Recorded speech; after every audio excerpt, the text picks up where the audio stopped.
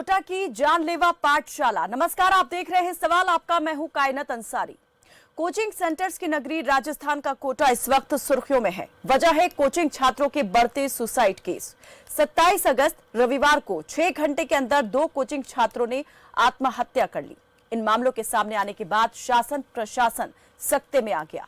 घटनाएं इसलिए और ज्यादा चिंताजनक हो गई थी क्योंकि कोटा में 1 महीने के अंदर 5 छात्र अपनी जान ले चुके हैं, आत्महत्या कर चुके हैं। साल भर में करीबन 23 कोचिंग स्टूडेंट्स सुसाइड कर चुके हैं। इस साल कोचिंग स्टूडेंट्स की आत्महत्या के मामले सबसे ज्यादा दर्ज हुए हैं, जिसे लेकर सरकार और प्रशासन दोनों ही चिंतित हैं।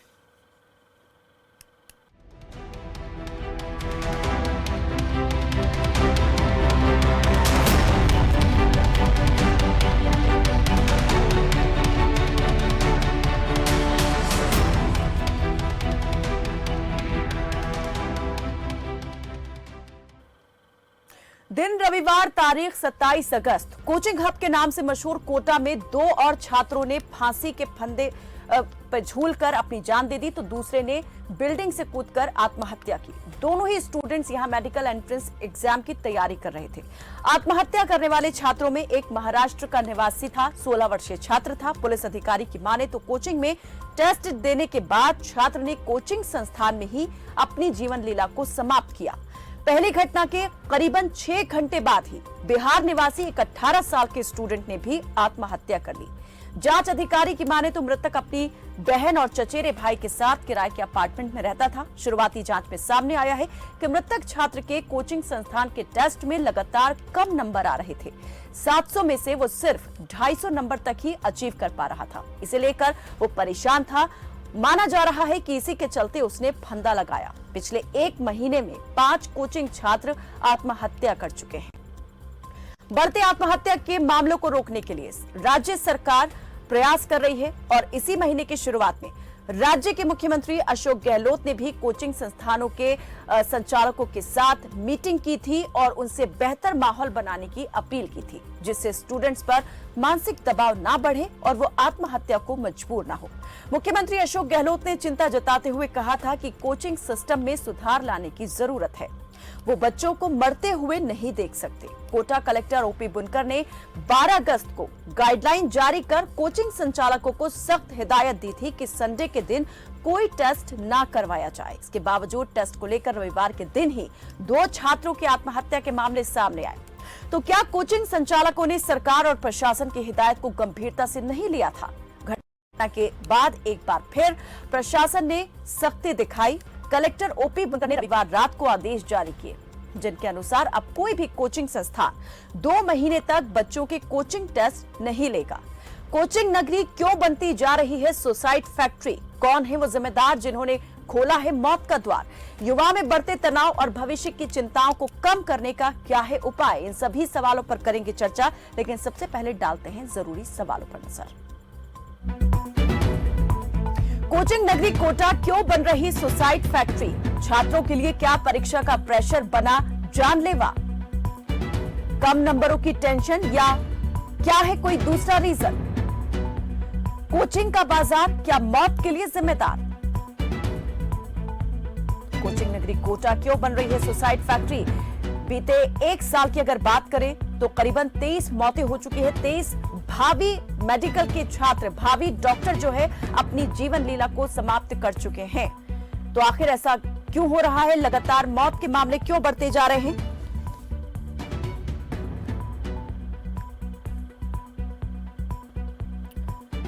तो इस विषय से जुड़ी आपकी भी कोई राय, कोई सुझाव हो या कोई सवाल हो, आप सीधा हमारे साथ जुड़ सकते हैं। और छात्रों की इस तरह से मौत को गले लगाने को आप किस प्रकार से देखते हैं? क्या इस पर कोई रोक लगाने का भी तरीका है? किस तरह से यहाँ पर सकारात्मक माहौल बनाया जा सकता है और वो माहौल कहाँ से जो है बनना शुरू होगा? इन तमाम बातों को लेकर हम चर्चा करेंगे। हमारे साथ इस पर बातचीत के लिए जुड़ गए हैं डॉक्टर अश्विनी गुप्ता, मनोचिकित्सक, और वरिष्ठ पत्रकार हरिवल्लभ मेघवाल हमारे साथ जुड़े हैं। आप दोनों का बहुत स्वागत है हमारे साथ चर्चा में जुड़ने के लिए।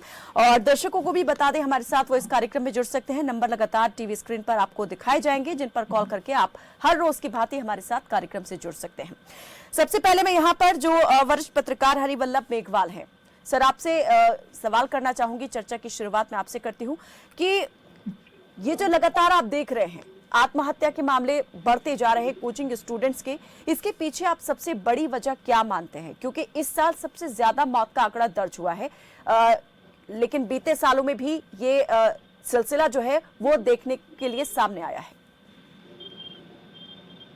देखिए, कोटा शिक्षा नगरी तो पिछले 20 वर्षों से जो कोचिंग साम्राज्य हमारे यहाँ पे स्थापित हुआ है, कोटा में है, यहाँ पे आत्महत्याओं का दौर लगातार जारी है। इसका सीधा सीधा कारण है छात्रों को मानसिक दबाव। छात्रों पर मानसिक दबाव होने से निश्चित रूप से छात्र ये आत्महत्याएं करते हैं, और फिर इसके बाद माता पिता या संस्थान इनके भी दायित्व बनते हैं। माता पिता अपने दायित्व से विमुख होते हैं या संस्थान विमुख होते हैं, ये एक विचारणीय विषय है। ये हमें ये तय करना पड़ेगा कि माता पिता अपने बच्चों के लिए कितने जागरूक हैं, क्या वो बच्चों को भविष्य बनाना चाहते हैं, बच्चों की जिद पे या उनके आग्रह पे क्या नाम से यहाँ भेजते हैं। कई तरह के मामले सामने आते हैं। कई बच्चों को देखा जाता है, कई बच्चे के नाम से बिना उनकी इच्छा से यहाँ पढ़ाई करते हैं, कोचिंग करते हैं। उनके ऊपर दबाव होता है कि तुम्हें डॉक्टर बनना है, इंजीनियर बनना है, इस तरह से ही वो यहाँ आ जाते हैं। इसके बाद लगातार यहाँ पर जिस तरह का माहौल देखते हैं, कल्चर है पूरे इंडिया के कई तरह के राज्यों से यहाँ पे लोग आते हैं, उनके तालमेल निबेड़ते हैं।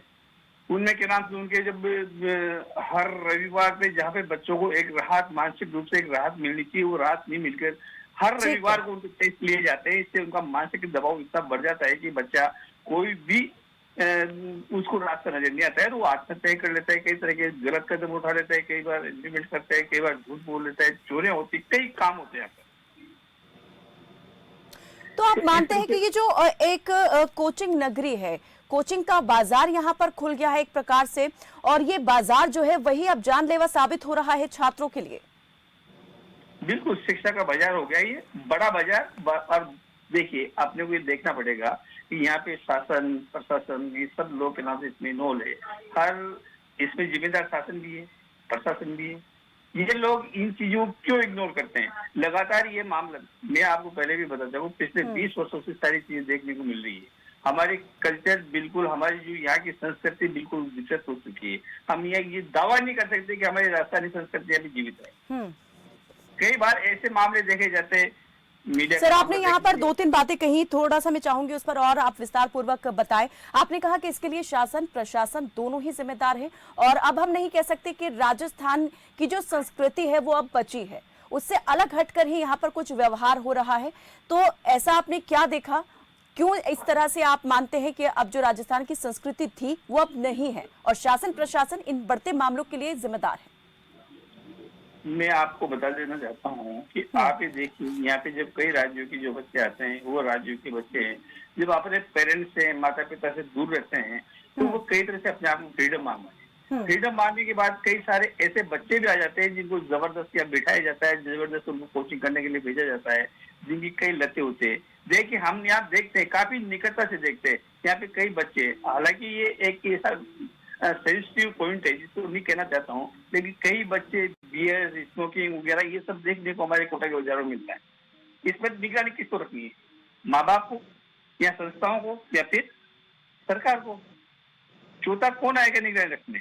मीडिया के ऊपर यदि मीडिया को ऐसे कहा जाता है तो मीडिया को आरोप लगाए जाते हैं, मीडिया ब्लैकमेल करता है। तो आज की तारीख में ये स्थिति होगी, मीडिया दहशत के मारे उन कोचिंगों के नाम तक नहीं छापते हैं। क्यों नहीं छापते हैं? हर कोचिंग में इस तरह की कहना से विकसित पैदा हो रही है, लेकिन सरकार इसको इग्नोर करती है। क्यों करती है? पॉलिटिशियन का दबाव होता है, सरकार का दबाव होता है। इन सब चीजों पर आप लोगों को चिंतन करना पड़ेगा। निश्चित रूप से हमारी जो पीढ़ी है, जो पीढ़ी के नाम से गर्त में जा रही है, आत्महत्या करके अपना जीवन लीला खत्म कर रही है, इन पर अपने को विचार करना चाहिए और इन पर रोक लगाने कुछ उचित या कारगर कोई सुझाव आपके सामने रखे जाए ताकि सरकार इसे लागू करे। रखने के लिए रणवीर रोहतक से जुड़े हैं, कोटा से जुड़ी हैं निशा। स्वागत है निशा, रखें अपनी बात। ये कहना चाहती हूँ कि बच्चों पे अत्यधिक प्रेशर कोचिंग वाले बना रहे हैं। बच्चे सपने लेकर कोटा आते हैं अपने माँ बाप का सब कुछ दांव पे लगाकर, और फिर वो उठ नहीं पाते क्योंकि कोचिंग का बहुत दबाव है। ये एकेडमिक टेस्ट बच्चों को रेस्ट बिल्कुल नहीं देते, और खास करके 10वीं और 12वीं के बच्चों को ले लेते हैं, हाँ। जिनके ऊपर 10वीं 12वीं प्लस ये मेडिकल और आईटीजी का प्रेशर रहता है। तो मैम ये क्या है कि बच्चे ये प्रेशर झेल नहीं पा रहे।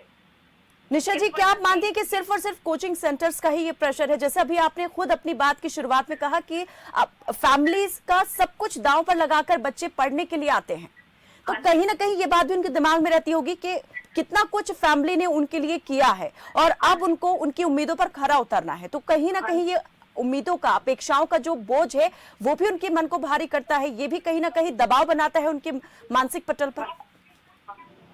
तो मैम आज बच्चों को भी एक दिमाग रिलैक्सेशन चाहिए। आप एक ही चीज को बार बार सिर्फ पढ़ाई को रिपीट करेंगे तो बच्चे के पास लास्ट में ना तो वो अपने माँ बाप को मुंह दिखाने के लायक रहता है, और वो लास्ट में ये डिसीजन ले पाता है कि मैं अपनी जीवन लीला समाप्त कर लूं। ठीक है, तो हर वक्त बच्चे के सामने बिल्कुल ये प्रेशराइज ना किया जाए कि आपको सिर्फ और सिर्फ अपने पढ़ाई पर ध्यान देना है या इतने मार्क्स आपको अचीव करने हैं और रेस में आगे निकलना है, कहीं ना कहीं इस चीज का प्रेशर है। बहुत शुक्रिया निशा जी हमारे साथ जुड़ने के लिए। रोहतक से रणबीर जुड़े हैं, स्वागत है रणबीर जी, रखें अपनी बात। कायनात जी नमस्कार। जी नमस्ते। कायनात जी देखो, बच्चे को हम वहाँ अच्छी शिक्षा लेने के लिए भेजते हैं, कोचिंग के लिए भेजते हैं। मिडिल क्लास के बच्चे भी ज्यादा जाते हैं क्योंकि वो भी ऊपर उठना चाहते हैं, और आजकल कोचिंग और मेडिकल लाइन या आईटी बहुत महंगी, इसमें घर का सब कुछ दाव पे लग जाता है। बच्चे के पास कभी सिस्टर का फोन जाता है, भैया देखो मम्मी पापा ने ये प्लॉट भी बेच दिया आपके लिए, आपने मेहनत और ज्यादा करनी है।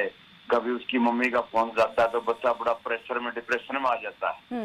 इसलिए मैं तो यही कहूंगा पेरेंट्स से कि बच्चे को कभी भी ये ना कहें कि आपने ये करके दिखाया, सिर्फ ये कहें बेटे अपना ठीक है, अपनी उम्मीदें पूरी करने के लिए अपने बच्चे के सपनों का गला ना घोटे पेरेंट्स भी, उनसे भी हम यहाँ पर इस मंच के माध्यम से ये अनुरोध करेंगे, जिस फील्ड में आपका बच्चा, जिस क्षेत्र में उसका इंटरेस्ट है वो जाना चाहता है, उसे उसमें आप जाने दीजिए, उसमें आगे बढ़ने के लिए प्रोत्साहित कीजिए, ना कि उस फील्ड में जिसमें आप चाहते हैं कि आपका बच्चा आगे बढ़े। और जब वो ऐसा नहीं कर पाता है तो इस तरीके के कदम यहाँ पर दिखते हैं कि वो उठाते हैं, युवा जो है पूरी तरीके से मायूस हो जाते हैं अपने आप से और उन तमाम लोगों से जिन्होंने उम्मीदें उनसे लगा रखी होती हैं। बहुत शुक्रिया रणवीर जी हमारे साथ जुड़ने के लिए। प्रेम चेन्नई से हमारे साथ एक और दर्शक जुड़े हैं। प्रेम, स्वागत है आपका, रखें अपनी बात। नमस्कार मैम जी। न तो माता पिता का दोष है, न कोचिंग वालों का दोष है, न सरकार का दोष है। इसमें दोष है बच्चे की जो पढ़ने के लिए जाता है उसकी मनोदशा का दोष है। वो हीन भावना का शिकार हो जाता है कि मेरे नंबर उससे नंबर कमती आए, मैंने इतनी मेहनत की, मैं नहीं पढ़ सका, मैं क्या करूंगा। इसके लिए जरूरत है कि बच्चा पढ़ाई के साथ साथ अपना थोड़ा स्पोर्ट्स में भी ध्यान दे। बच्चा अगर ज्यादा पढ़ता है इससे ये मतलब नहीं है कि वो आत्महत्या कर लेगा, वो अपनी आत्महत्या करने के कारणों को ढूंढना चाहिए। अपने दोस्त देते हैं कि माता पिता का बोझ है, माता पिता की फलानी चीजें हैं, ये सब बेवकूफी की चीजें हो गई है। शिक्षक का दोष दे देंगे कि प्रेशर है उनका कि इतना पढ़ो। अरे बच्चों को प्रेशर नहीं दिया जाएगा, पढ़ेंगे नहीं, क्या मतलब है? उनको क्या बैठा दिया जाए, उनको खाली खिलवाड़ किया जाए? पढ़ने का मतलब ये होता है कि बच्चा अपने मन से समझे कि हमको इतनी देर पढ़ना है, इतनी देर सोना है। आज के बच्चे कोई पागल नहीं है, 10 साल का बच्चा होशियार हो गया है, तो ये तो बड़े हमारे देश के भविष्य वाले बच्चे हैं। ये कैसे वैसे हो सकते हैं? इनकी मनोदशा क्यों खराब होती है, इसके ऊपर सोचा जा सकता है, इसके ऊपर ध्यान दिया जा सकता है। कल ने कहते कि माता पिता के कारण बच्चे खराब हो गए, या स्कूल के पढ़ाई के कारण खराब हो गए, या मिडिल क्लास के कारण खराब हो गए, ये सब फालतू बातें हैं मैम। ठीक है, चलिए, बहुत शुक्रिया प्रेम हमारे साथ जुड़ने के लिए। हरि वल्लभ जी, अभी आपने कई दर्शकों को सुना, अलग अलग तरीके की उनकी प्रतिक्रिया यहाँ पर सामने आई है, तो आखिर वो कौन सा आप कारण यहाँ पर देख पा रहे हैं? क्योंकि कोई मानता है कि फैमिली इसके लिए कहीं ना कहीं रिस्पॉन्सिबल है, कोई कह रहा है कि बच्चे की जो अपनी मनोदशा है, खुद से जो उसकी उम्मीदें लगी होती हैं या खुद को लेकर जो डिसअपॉइंट हो जाता है, वो तमाम चीजें इन चीजों के लिए जिम्मेदार हैं। तो क्या लगता है, क्या बच्चों की काउंसलिंग होना भी इस पीरियड के दौरान जब वो पढ़ाई कर रहे हैं, किसी कॉम्पिटिटिव एग्जाम की तैयारी कर रहे हैं, एंट्रेंस एग्जाम में बैठने की तैयारी कर रहे हैं, उस दौरान किसी काउंसलर की जरूरत उनको होनी चाहिए? कहीं ना कहीं काउंसलिंग का भी एक बड़ा हाथ हो सकता है इस तरह की चीजों को रोकने के लिए। हमारे साथ मनोचिकित्सक भी जुड़ गए हैं, डॉक्टर अश्विनी गुप्ता। सर, मैं आपसे भी वही सवाल अभी करना चाहूंगी जो मैंने हरि वल्लभ मेघवाल जी से किया है कि क्या कारण है असली जिसके चलते ये तमाम चीजें यहाँ पर तनाव के रूप में युवाओं में देखी जा रही हैं और उस तनाव के चलते युवा अपनी ही जिंदगी को खत्म कर रहे हैं। देखिए, अभी एक स्टडी आई थी कोटा पे। उस स्टडी में ये देखा गया था कि 13 साल के बच्चों को माँ बाप यहाँ पे एडमिट कर रहे हैं, ये करने के लिए, डॉक्टर इंजीनियर बनने के लिए। और साथ में, क्योंकि यहाँ पे ये रेगुलर स्कूल तो है नहीं, इनका फर्जी एडमिशन करा दिया जाता है स्कूलों में, ताकि वहां वो पास होते रहे। और यहाँ पे इन पे प्रेशर स्टडी का दिया जा रहा है। इसमें माँ बाप भी इक्वली रिस्पॉन्सिबल हैं। एक चीज और होती है यहाँ पे, जो बच्चे तो यहाँ पे अच्छे निकल आते हैं, उनको पूरी फैसिलिटीज दी जाती हैं, उनका ध्यान रखा जाता है। अब जो बच्चे जो इतने अच्छे नहीं हैं, उनमें हीन भावना पैदा हो जाती है। इससे और क्या है कि यहाँ ना कि उनको करना ये चाहिए कि अगर वो बच्चे नहीं कर पा रहे, माँ बाप को बुला के बताना चाहिए जी। ये अपने पैसे बनाने के चक्कर में उन बच्चों को पूरी तरीके से निग्लेक्ट करते हैं और बच्चों में पीयर प्रेशर आता है। देखिए, आजकल सबसे पहले काउंसलर वहां पे होना चाहिए कि सिर्फ डॉक्टर और या इंजीनियर नहीं है। आज इतनी सारी सेवाएं हैं जो बच्चे आगे चल के कर सकते हैं, चाहे आर्ट्स है, कॉमर्स है, साइंस है, बहुत कुछ है। वो चीज पे ध्यान ना दे करके सिर्फ इसी चीज पे ध्यान दे रहे हैं कि भाई एक चर्निंग फैक्ट्रीज बना दी है। अब उस फैक्ट्री में ये नहीं देख रहे मशीन की तरह बच्चों से काम करा रहे हैं। देखिए, माइंड जो है उसे रिलैक्स भी चाहिए, उसे थोड़ा सा जितना काम कर रहा है। हाँ, जरूर कुछ बच्चे ऐसे हैं जो उसी तरह बिल्डअप है। हर व्यक्ति अपने आप में एक संसार है, हर एक की मेंटल सेटअप अलग होता है। अब क्या होता है कि बच्चा आया वहां से, उसके माँ बाप ने भी बहुत एक्सपेक्टेशन रखी कि भाई इसने बड़े हो, हमने इतना पैसा लगा दिया।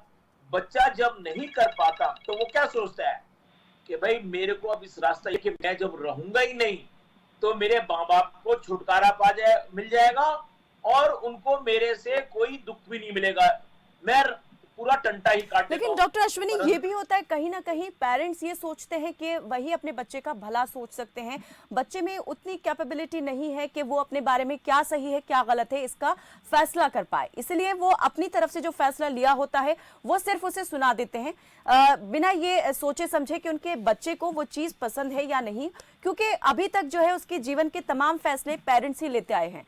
तो ऐसे में क्या लगता है आपको कि इसमें कहीं ना कहीं किसी मीडियोकर की अब भूमिका होने की जरूरत है? जब आप देखिए, आज के जीवन में काउंसलर्स की बहुत ज्यादा जरूरत है, क्योंकि गाइडेंस जो है, स्टडी की गाइडेंस, बच्चे का एप्टीट्यूड टेस्ट लिया जाता है और देखा जाता है कि उसका बेंट ऑफ माइंड किस तरफ है। जरूरी नहीं कि अगर मार्क्स अच्छे हैं तो बच्चा एक अच्छा डॉक्टर बनेगा, मार्क्स अच्छे हैं तो एक अच्छा इंजीनियर बनेगा। बच्चे का bent of mind, life skills, ये सीखनी बहुत इंपॉर्टेंट है आज के टाइम में, और इसमें गवर्नमेंट को सख्त स्टेप लेना चाहिए। जैसे मैंने बताया, अभी पीछे एक स्टडी आई थी कि 13-14 साल के बच्चों को यहाँ पे लिया जा रहा है, एडमिशन स्कूल में कहीं फॉल्स एडमिशन हो रहा है, तो ये सब चीज रोकनी पड़ेगी, इस पे बहुत स्ट्रिक्ट एक्शन लेना पड़ेगा। दूसरी बात, जितने भी यहाँ पे आपके संस्थाएं हैं वहां पे उनको एक काउंसलर, साइकियाट्रिस्ट होना चाहिए जो बच्चों की लगातार काउंसलिंग करते रहे, देखता रहे। और जो कोई भी जो अपना सुसाइड करता है वो इमीडिएटली नहीं करता, वो कहीं ना कहीं अपने दोस्तों से बात करता है, या अकेला पड़ जाता है या चुपचाप हो जाता है। ये चीज देखनी बहुत जरूरी है, ये ऑब्जर्व करना बहुत जरूरी है। अगर आप बच्चों को ऑब्जर्व नहीं करोगे, सिर्फ आप अपना क्यूरिकुलम देते रहोगे और करते रहोगे, तो ये चीज रुक नहीं सकती। चाहे आप कितने इसको न्यूज पे दिखाओ, चाहे कितना भी करो, जब तक एक प्रॉपर एक्शन नहीं लेंगे ये नहीं रुकेगी। कोचिंग सेंटर्स के सिस्टम में भी बदलाव होना चाहिए, उस पैटर्न में भी चेंज होना चाहिए, इस पर हम बात करेंगे। दर्शक हमारे साथ जुड़ गए हैं, देव शर्मा जुड़े हैं भिवानी से। स्वागत है आपका देव शर्मा जी, रखें अपनी बात। मैडम जी, ऐसा है, हेलो जी जी, हम सुन पा रहे हैं।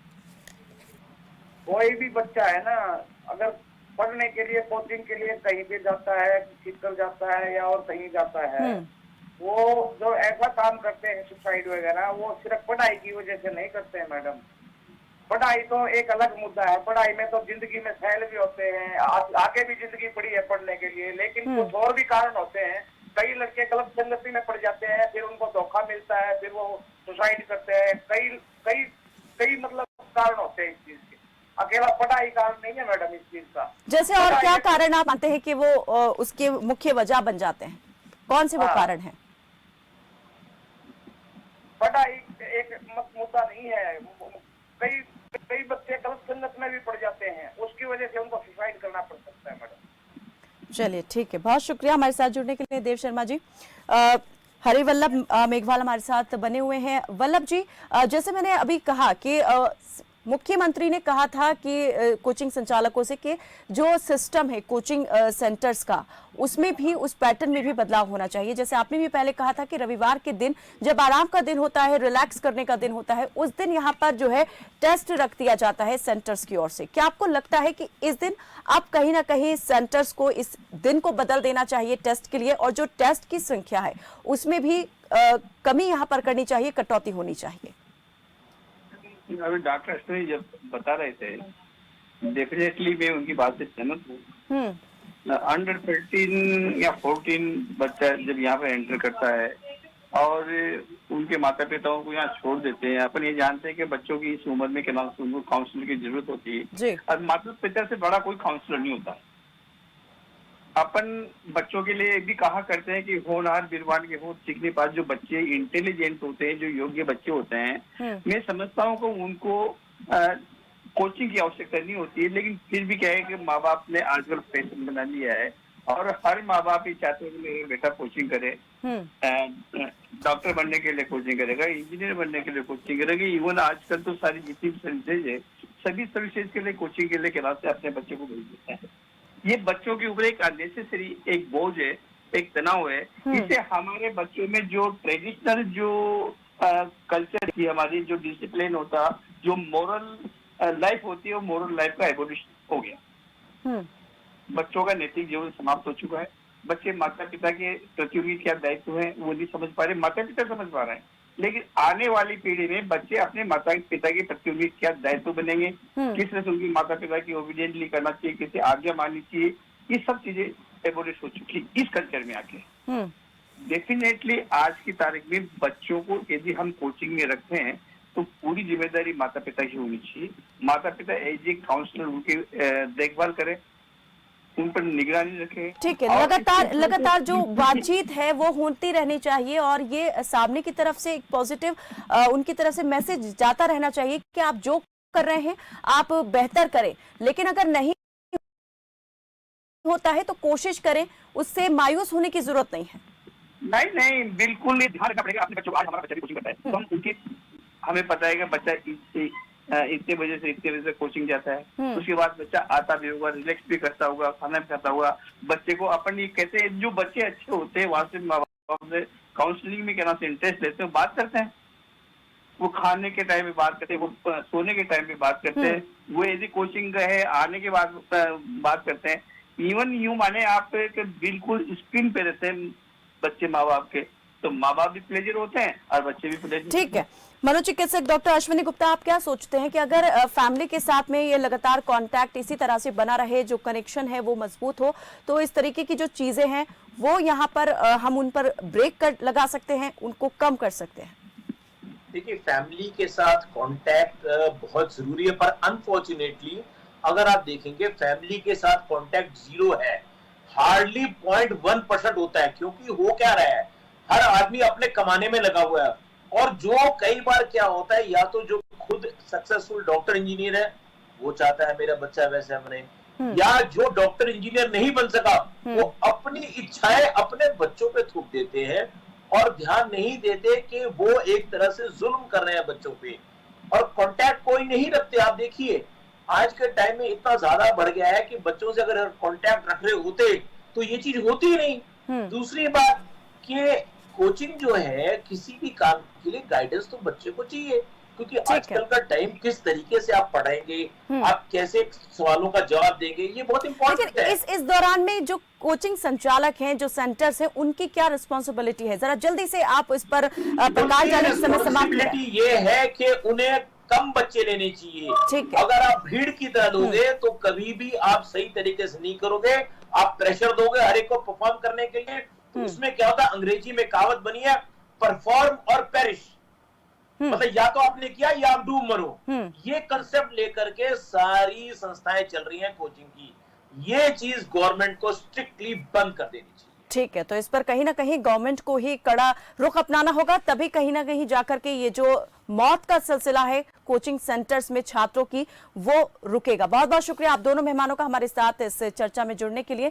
तो कोचिंग सेंटर संचालकों को अपनी जिम्मेदारी समझने की जरूरत है, सरकार को इस पर ब्रेक किस तरह से लगाया जा सकता है ये जानने की जरूरत है, लेकिन सबसे बड़ी जरूरत है फैमिलीज को भी ये जानने की, समझने की कि भविष्य को लेकर अपने बच्चों के आप चिंता जरूर जताएं, उम्मीदें उनसे जरूर बांधें, लेकिन इतनी उम्मीदें उन पर ना थोप दें कि वो अपने वर्तमान से ही आंखें मूंद लें, अपने वर्तमान को ही ना जी पाए। फिलहाल के लिए बस इतना ही। आप देखते रहें खबर फास्ट। नमस्कार।